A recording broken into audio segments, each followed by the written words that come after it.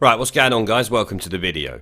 Now, on the Politics Live show earlier, the panel was discussing former Tory Prime Minister John Major's comments about taking Boris to court if he prorogues Parliament. This is because, as I said before, the Queen will say yes to Boris requesting Parliament be shut down, and there is nothing the Remoaners can do about it. A Boris supporter on the show, Tory MP Thompson, points out that John Major's hypocrisy, and of course the BBC love to bring on the usual Remoaners, so we have to deal with them as well. Now, before we start, I just would like to thank our Patreon and Subscribe Star supporters for their continued support of the channel. I appreciate it a lot, the same as everyone who likes and shares the videos, because that helps with the YouTube algorithm, and of course promoting the videos will help more people see them, which is always beneficial. So thank you all. Now, let's get into the video. John Major. Let's strip away the jargon of proroguing and contemplate what this actually means. What it means that a Prime Minister Johnson presumably, because he cannot persuade Parliament to agree with his policy, will close down Parliament so that he can bypass it until his policy comes into operation. If that were to happen, I think there would be a queue of people who would seek judicial review. The Queen's decision cannot be challenged in law, but the Prime Minister's advice to the Queen can, I believe, be challenged in law, and I, for one, would be prepared to go and seek judicial review to prevent Parliament being bypassed. Well, extraordinary intervention there from John Major. The response from Team Boris Johnson is a source saying John Major has gone completely mad. His plan is absurd. Is the source right, Ross? Well, I do find it a bizarre intervention from John Major when I think it was he himself that actually prorogued Parliament to avoid a cash for access issue being raised in Parliament. But look, at the end of the day, all of us accept that whoever is elected leader of our party, we have to unite behind. We have been plagued by division for the last couple of years, and whoever is elected, we should get behind. And given that John Major was a big advocate during his time as Prime Minister, that we should unite behind our leader, I hope he would understand that. And we should all get behind, whether it's Boris Johnson, Jeremy Hunt, and take the country forward. Alistair? John Major would not have made his intervention this morning if Boris Johnson had answered a question yesterday and said he was not in any way prepared to prorogue Parliament. Or shut it down, yeah. But he didn't. The opportunity was there to end this once and for all, which is what we all want. Jeremy Hunt was very clear. He won't consider such a step. We know that Brexit is difficult, and Ross is absolutely right. We know we've got to get through this and come together, and the country must go forward. But using such an unconstitutional means would be, I think, catastrophic. Now, we don't need to be there. If Boris Johnson would say very clearly he has no intention of proroguing Parliament, then we don't need to consider any of these things. Why doesn't he rule it out? I think, well, I've been to hustings, I've watched the debates. I think Boris has been quite clear that he doesn't want to use our key. No, but why doesn't he rule it out? But at the end of the day, when you're in a negotiation, which we are with the European Union, you can't start ruling things out.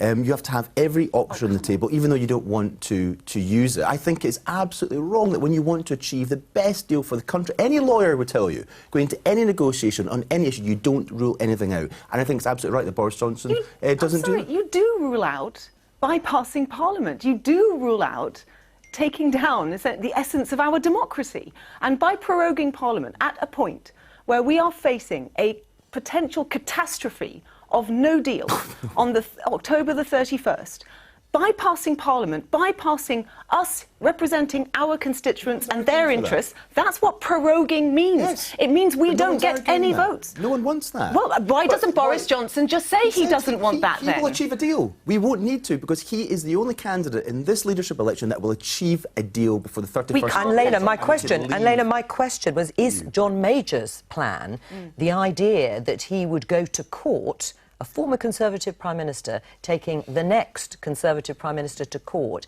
Is that completely mad? No, I think it is it's an extraordinary intervention by a man, and I never thought I was going to be a John Major fan in my life. But you've discovered it today, have you? Not just today. I think his thoughtful interventions all the way through along this process are worth listening to. And so, for someone like that, who is not known for his high drama, suggesting that he's going to do this, I think underlines the issue we potentially have with a Boris Johnson Prime Ministership. Well, we heard John Major there going on about how bad proroguing Parliament is and how determined he is to stop it, conveniently forgetting he did it himself during his term as Prime Minister, which is rightly pointed out by the Tory MP Ross Thompson. It's amazing how these politicians count on the fact that 99% of people won't remember what they did 20 years ago. Oh, John Major, you old fuckpig. It was a nice try, but this guy clearly did some research to call out your bullshit. John Major prorogued Parliament to prevent a cash for access debate as they had all been taking bungs for meetings with prominent people.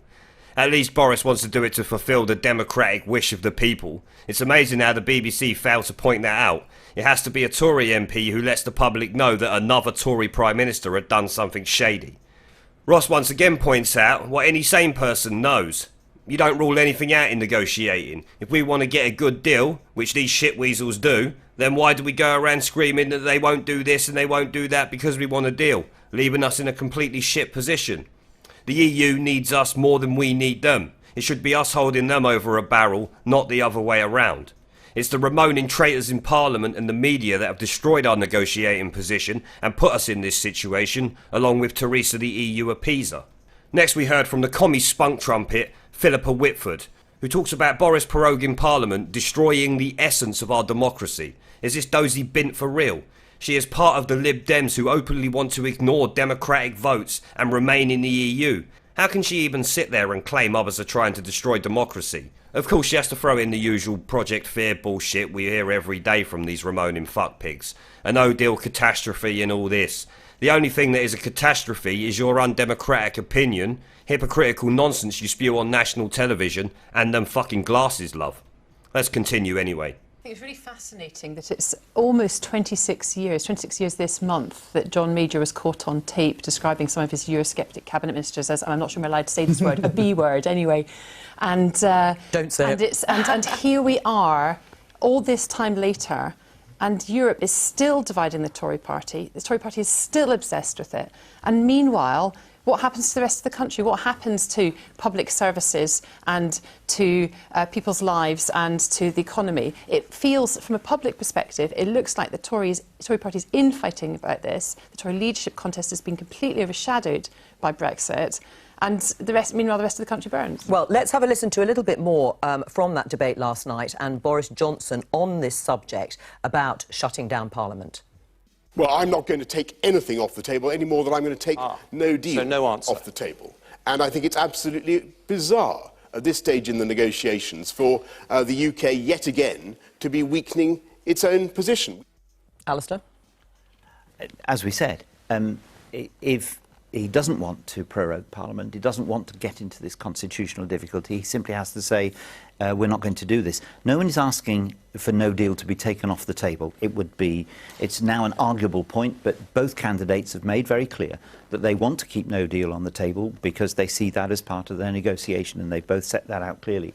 So it's perfectly plausible for a Prime Minister to come back to Parliament and say, I've done everything I can, and put the question of no deal to Parliament. Then Parliament takes a choice. But I have to say, it's not just the Conservatives that are consumed with this. The country as a whole is divided 50-50. There is one clear party that wants to stay in, that's the Liberal Democrats. There's the Brexit Party with their clear views. Both the major parties are full of the difficulty that Brexit and Europe has caused for 20, 30, 40 years, which is why we do have to solve this. We do have to move on as a country, and I think we should by leaving and finding the best relationship with Europe for the future, Alistair, which is why I support an agreement, and I think Jeremy Hunt is better placed than Boris Johnson, because why would the EU want to do a deal with the person who has led the campaign to take the United Kingdom out when there are others snapping at the heels of the European Union looking for causes of concern? I think they'll do a much better deal with Jeremy Hunt, and then we'll be able to create the relationship we need with a Europe which is clearly also going to have to change. Ross? Well, I think Alistair made the point there that Boris Johnson led the campaign to leave. He believes in Brexit, head, heart, body and soul. We've already had a Prime Minister that was a convert but didn't believe. Now is the time to have a believer in Brexit who knows how to get it over the line. And actually, the EU will take that more seriously. This is the guy that led to do with some of the believers campaign. actually voting for it. I voted to remain in the EU. I have voted consistently to leave the EU. We have got colleagues who profess that they wanted to leave, but they only want to leave on their terms. And for some of them, this is looking like a no-deal leave, and that's what they're seeking to force on others. No, it's not at all. We won't do it. The Prime Minister didn't deliver Brexit. That's why she's now resigning and going. She tried. Our own colleagues stopped her. No, the Labour Party stopped her. The Labour Party didn't help. Damn right. But let's be clear Also, that deal was not Brexit. It wasn't what the country voted for. And that's why she didn't have the confidence of her own parliamentary So Boris party. Johnson won't come back with that deal, will he? In any way, shape or form? Well, I think if you watch the debate and listen to what he said, he is very clear that he will achieve a deal with the European Union. Explain to us. So that clip started with the Daily Mail editor Pippa Creer pointing out that John Major has been a Europhile for many years, to the point he was attacking his own colleagues, calling them bastards years ago over Europe. So why anyone is even giving this old cunt the time of day is beyond me. The tit knows he can't do shit about the Queen's assent, so like all remaoning fuckpigs, he is using every desperate dirty trick he can find to obstruct Brexit. Pippa is just pointing out John is yet another spineless soy boy with a clear and obvious bias against Brexit, like a lot of the Tory party at the moment, and how it hurts people of the UK, which it does. Now, I'm not one really to agree with a journalist, or definitely not an editor, but her essential point there is that. That's what she's getting at. The host, Joe Cumbucket Corbyn, then asked Remain voter and Jeremy Hunt. I'm so sorry, Jeremy Hunt. I've never said that before in my life. It's usually men who say that. Supporter about Boris Johnson's refusal to rule out shutting down Parliament to get no deal done. Of course, this idiot ignores the point Boris made about taking nothing off the table to give us the best position in any future deal, and continues to push the Remain narrative of weakening our position in making a deal. He finished up his bullshit speech with the claim the EU won't want to make a deal with the face of the Leave campaign. That's fine, we leave with no deal then. Keep our 39 billion and make trade deals with the rest of the fucking world. It's not rocket science, you complete bellend. Let's check out the next clip anyway. What Jeremy proposes is, by approaching the European Union on the basis that we have a common problem and a shared problem, it's the best way to deal with it. And we do. We know the EU don't want a no-deal situation. We know the Republic of Ireland doesn't want a no-deal situation. Jeremy set out last night what he planned to do in relation to the backstop and the Irish part of the agreement, and what he wants to do. Technological solutions that, as he admitted, are not there yet.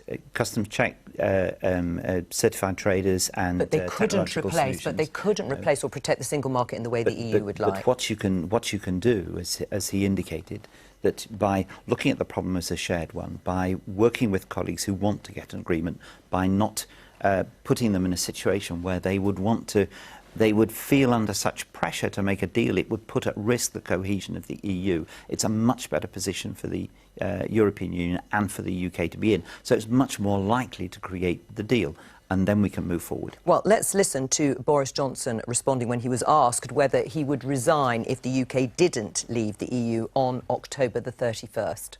If we go into these negotiations from the beginning with a plan to allow that deadline yet again to be fungible, to be a papier-mâché deadline, I'm afraid that the EU will not take us seriously. Okay, and nor will business understand that they must prepare for no deal. Can we get Boris, some detail? It's not do or die, is it? Make it it's Boris in number 10 that matters.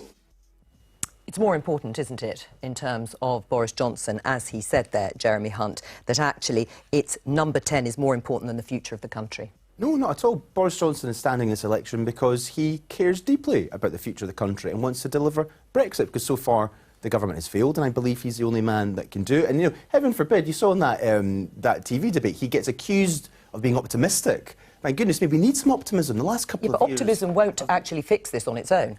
No, but he has a plan to fix it. But we need to inject some passion and enthusiasm and some self-belief in this country again. But and Boris Johnson can do that. No, we've all got this. No. He's the same. He is the same candidate. Boris Johnson gives you change. Jeremy Hunt, Theresa May 2.0, we can't afford to do that again. This is a line that is just spun out by a campaign. Jeremy Hunt has offered detail as to how he will want to go forward. He's very optimistic about the future of the country. We can all be optimistic. We can all talk loudly and with passion about where Britain is going to go. But if it's not based on anything realistic, then it's a false promise. And what Jeremy Hunt has said, he's been very clear that if he can't see a deal coming forward by a particular date. He's as committed to preparing for no deal or anything else. He won't leave. That's the thing. Jeremy Hunt won't rule out. So you're saying October the 31st, no matter what, no matter what the risk to the country. All right. Well, so if November the 1st was a possibility, November the 2nd a possibility, you'd call it all off because of October the 31st. 31st of October, we have to leave Alistair. No matter what the damage. Pippa, has a new front in the battle being waged to prevent no deal? I mean, listening to this and the dates of October the 31st, would Jeremy Hunt go to Christmas? John Major now wading in, saying he will go to court if that is what happens, Parliament shut down in order to prevent no deal being stopped by MPs. Is this where the battle is? All over no deal? I think the closer we get to October the 31st and the more evident it becomes to everyone that Boris Johnson's plans are not going to be accepted by Brussels, the more important it will be for MPs to try and stop no deal. And we've started to see the beginnings of some sort of quite creative ways in which by preventing prorogation of Parliament, MPs can make sure they're around to stop no deal and have a vote over the last few days. Now, I don't think that now's the moment. In the same way, I don't think that when Boris Johnson becomes Prime Minister, there won't be a no-confidence vote led by Labour just before the summer recess, because they know that they need the sort of the momentum, the timing, the threat, the spectre of no deal looming over Parliament for MPs to actually be pushed at that final moment, and it possibly be days before, to actually do something about it. And I think they will do something about it as well. No deal is not an end in itself. You've got to have a situation. I'm very committed to leaving. I make no bones about this. I'm very committed to leaving and leaving with a deal. Stopping a no deal, stopping a process isn't enough. That's why we have to be committed to achieving something. And that's where I think Jeremy Hunt scores over Boris Johnson, because he is, as I was, voted to remain, but is now committed to leaving, a plan to do so, and the engagement with the European Union to make sure it happens. Simply stopping things, the Labour Party can't make up its mind, the Remain position of the Lib Dems is clear, isn't enough. It won't help Britain going forward. So Ross Thompson points out the complete incompetency of the Theresa May government in regards to the whole Brexit process, and how Jeremy Hunt, I'm so sorry, Jeremy Hunt, I've never said that before in my life. It's usually men who say that. Would just be more of the same. He calls out the government for getting the sequencing of the withdrawal wrong by offering money to the EU before agreeing anything about the future relationship, essentially putting us in a weakened position, as myself and many others have pointed out many times. This is why we need a no-deal Brexit. There is too many chances that with any deal, we can get stuck in some form of limbo for a period of time after the 31st of October. Boris needs to fuck off the idea of a deal and just go no deal, because even the Lib Dem fuckpig points out the EU won't go for a deal now. We are too late for that. We've ruined our fucking position over the years. But of course, the undemocratic Lib Dem trout wants a second referendum and can't help putting that out there. There can be no other referendum, love, until the first one has been honoured. And obviously, once it's been honoured, it's too late to have another one because we're already gone. Because we were confused listening to Boris Johnson. Jeremy Hunt accuses him of not having the detail in terms of the plan. Exactly what is the plan for a deal with the EU? Well, I think Boris has been clear. So, first of all, it's not more of the same. Jeremy Hunt is Theresa May 2.0 and more of the same, and it's now time for change, and the country wants change. So you're ripping up that withdrawal agreement? Boris has said it's dead. Absolutely, it's been defeated 3 times in Parliament. So what is the plan? So what he has said is, look, the government got it wrong when it agreed to the sequencing of this negotiations from the very beginning. Sure, but we should never have offered money in the first instance without knowing what the future relationship was going to be. So he's taking that out, saying once we know we're getting a good deal, then we can pay that. But what is the good deal? Explain, because he talks about staying in the implementation period. How does that work? So at the moment, what will happen is that he will disaggregate the withdrawal agreement. So let's deal with citizens' rights right now. That should never have been an issue for debate. That should have been sorted. Get a bill through Parliament now and guarantee the rights of EU citizens. 2, we cannot pay £39 billion when we don't know what the future trade relationship is going to be. And the third thing, which is really important, that we've been so focused on the issue of the backstop and the border in Northern Ireland, when we know that actually a lot of those issues are to do with future customs policy. border policy that should never have been in this position where you're dealing with that before a negotiation. Yeah, but you still haven't explained. But what you haven't explained, we know that to some extent, Ross. What you haven't explained is Boris Johnson's suggestion that we stay in what we call the implementation period until a free trade agreement is agreed with the EU. Is that what you're proposing? The point is that we will pass a withdrawal agreement to leave the European Union, and then during an implementation period, you obviously have that negotiation with the European Union on what your future trading relationship should be like. But Theresa May's not doing what Boris Johnson is doing. In fact, giving up 39 billion, not guaranteeing EU citizens' rights, and dealing with the Irish border issue at the beginning before dealing with a trading relationship, which is wrong. Look, I don't think this is going to be the first or the last time that we're all going to be confused by what Boris Johnson's saying. And the fact is, there are other actors here at play, like the European Union, who have been absolutely categorical that they are not opening that withdrawal agreement. So the question is, don't talk over each other. Until the October the 31st.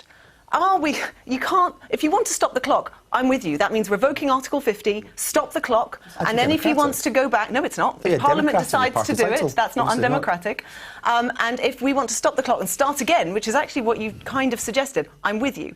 But that's not what's going to happen. We're going to end up in an impasse where, MPs who critically do not want no deal, and there's a lot of them on the Conservative benches, maybe you're happy with it, but certainly I know a lot who aren't, are going to have to make a decision, and that's when I think the only way through this is going to have to be a referendum, where we either ratify that agreement or we remain. Alistair, the problem for Jeremy Hunt, as he tried to argue last night, is that he is a man of more detail and that he has better negotiating skills. But in of itself, there's no substance to how he will get a deal or, as Boris Johnson put to him, when he would actually leave. And so there is a potential, as far as Tory party members are, that this could go on. The hamster wheel of doom, as Boris Johnson called it, with Jeremy Hunt. Dumbass. So in that clip there, we see Joe Coburn's clear bias against Boris Johnson, making the claim he only cares about number 10 like it's an empirical fact, which of course it's not. No one really knows what Boris cares about and what he will do once he gets in power. I do think he will try to get Brexit done, but I also think he might fail, and then who knows what might happen. The BBC and its staff suffer from severe Boris derangement syndrome though, so they will do all they can to smear his reputation in the meantime. The Tory MPs supporting each respective candidate then sit there arguing about who will deliver Brexit, when as I just said, I think Boris will try, but I don't think Jeremy will. He is Theresa May 2.0, much like Rory the soy boy Stewart would have been if he had got in power. There is a 10% chance Boris gets Brexit done. I would give... Jeremy Hunt. I'm so sorry, Jeremy Hunt. I've never said that before in my life. It's usually men who say that. About a 0.1% chance. And a 99.9% chance he extends the exit date until late next year, at least, which would be the most damaging thing to the UK. It is, because what we are offering is whatever this deal, in what form, with a tweak that Boris Johnson will say it's a brand new deal and actually it's a papered over deal. Fine, actually let it be. But that still doesn't have the votes because that was proven the last time round. So unless you suddenly have the Tory party genuinely coming together over this, I actually don't think the votes are there. And, Brecon and Radnich is coming up. The majority is decreasing, potentially.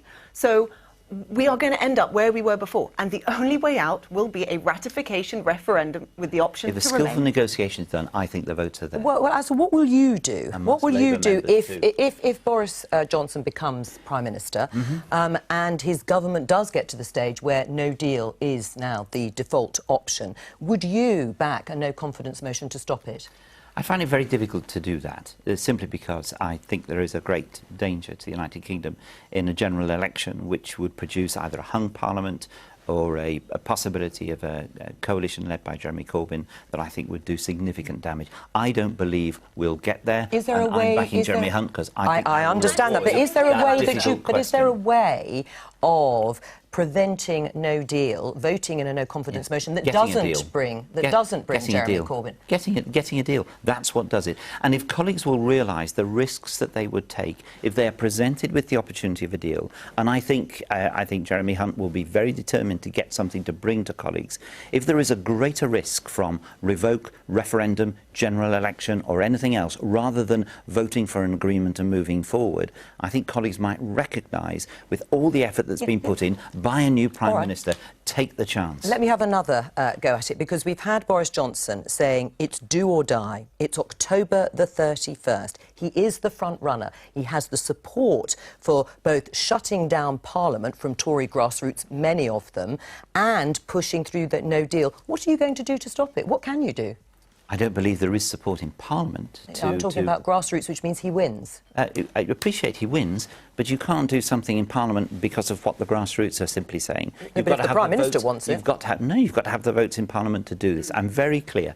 I don't think either candidate would go through the constitutional difficulty of proroguing. I'd like to hear it from Boris Johnson. I think they are both committed to getting an agreement, and I think when they offer that to colleagues, and colleagues see the dangers of not getting the agreement, I think there is a likelihood of going But you think, forward. as you just said, Boris Johnson's going to win because of his support in the grassroots? Well, I'm not conceded that at all. I'm simply saying if either wins, I think their first priority will be to get a deal. But I would like to hear Boris Johnson rule out prorogation, because he's not done so. So this Lib Dem cumbucket has put nothing into this conversation except her narrow-minded need for another referendum, because losing Luntz was not enough for this dopey bitch.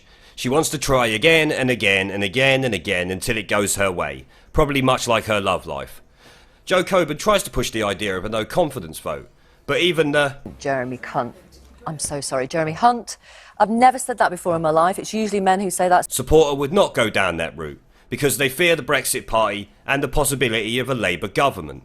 Brexit needs to be done, or the Tories are finished. The host also asks about what can be done to stop no deal. Alistair does his best to avoid just saying there is fuck all they can do.